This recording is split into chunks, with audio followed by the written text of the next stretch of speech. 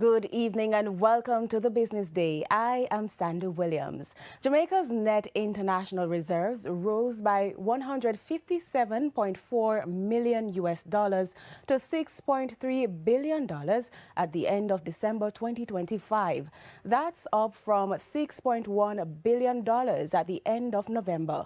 The increase was driven mainly by a $148 million rise in foreign assets, which climbed to $6.3 billion in December, as well as a reduction in foreign liabilities. Foreign liabilities fell by about $10 million to $13 million from $22.4 million in November.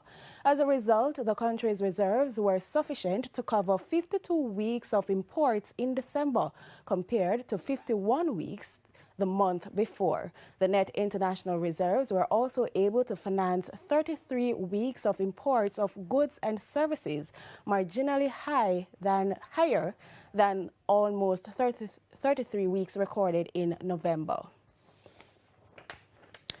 The JSE index advanced by 2,754 points, while the junior market index declined by 40 points. Among the 46 winners were KLE Group, West Indies Petroleum Terminal, Margaritaville Turks US dollar shares, and Berger Paints.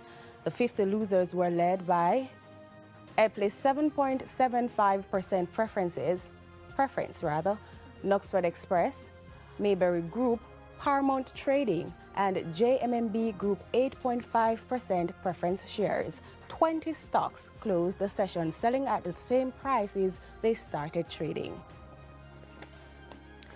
Foreign exchange trading ended with banks and cambios selling the US dollar for an average $158.94. The Canadian dollar is being sold for $116.86. The pound is going for $216.09, while the euro is selling for an average $190.16.